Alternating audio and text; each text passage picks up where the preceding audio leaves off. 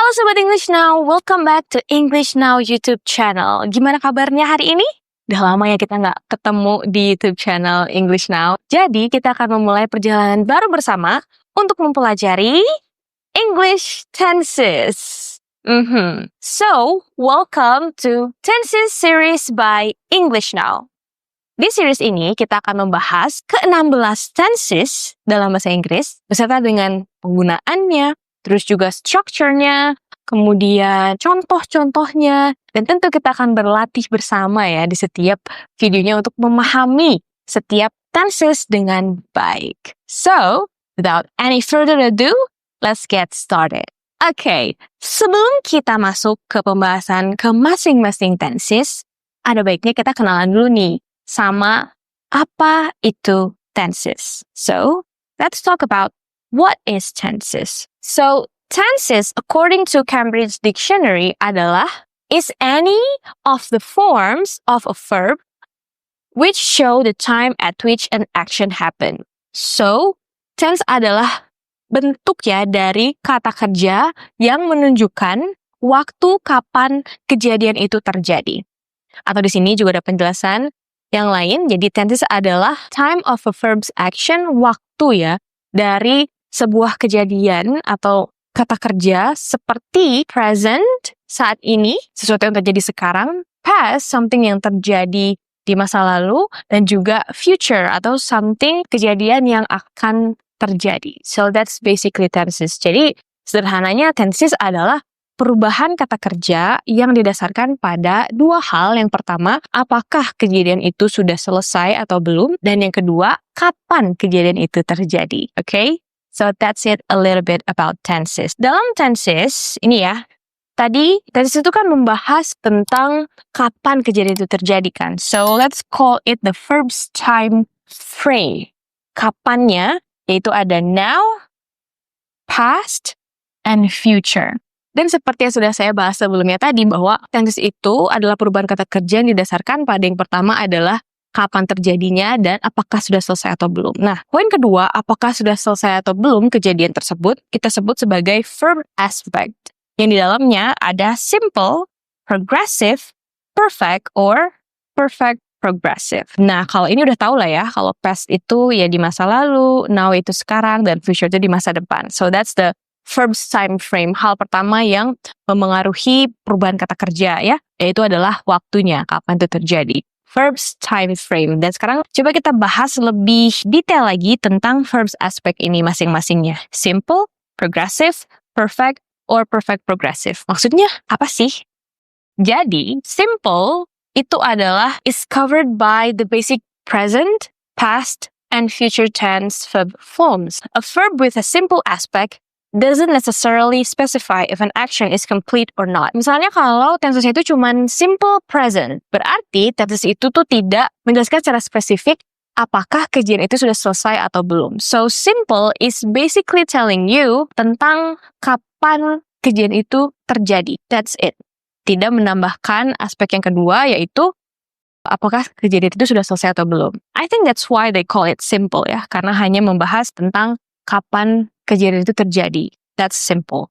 Dan yang kedua, for an action that's ongoing or unfinished, untuk kejadian-kejadian yang masih berlanjut, masih berlangsung atau belum selesai, kita menggunakan continuous or progressive tenses. So basically, continuous atau progressive adalah untuk action yang belum selesai. Jadi, aspek ini berarti kejadian tersebut itu belum selesai. That's continuous. Dan yang terakhir, ada aspek perfect atau perfect progressive. Nah, kalau actionnya sudah selesai, baru kita menggunakan perfect atau perfect progressive. Jadi perfect or perfect progressive sudah selesai gitu maksudnya ya. So, kalau kita mungkin kasih simpulan ya, bahwa simple is only talking about the time ya. Kalau misalnya continuous atau progressive, itu adalah untuk yang ongoing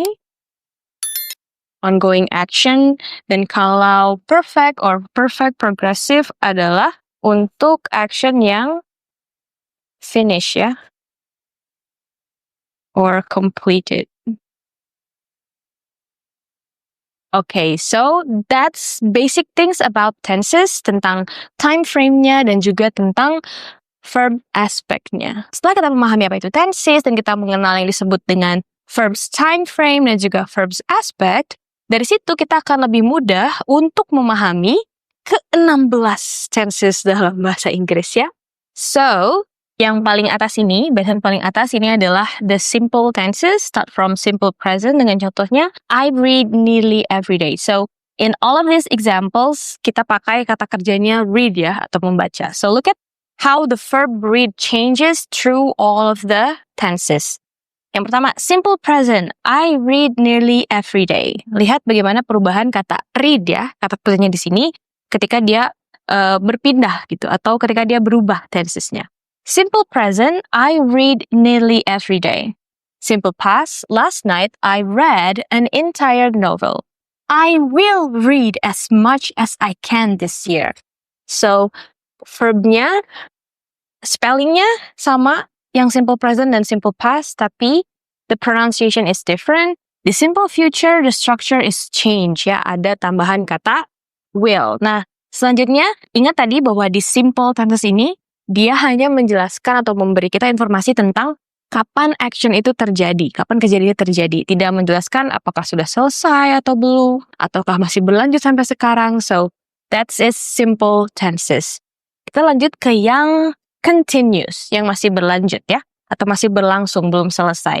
Start from the present continuous. So, that means present is now, and it's still ongoing, masih terjadi sekarang, dan masih berlanjut. Contohnya, I am reading Shakespeare at the moment. Past continuous, lampau dan masih berlanjut. Atau sedang berlangsung tapi di masa lalu.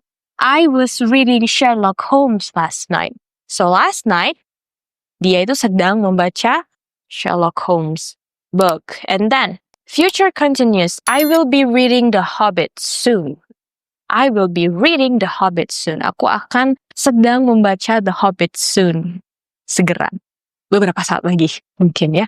Nah, lihat perubahan kata kerjanya. Read ketika continuous, it change into reading, right?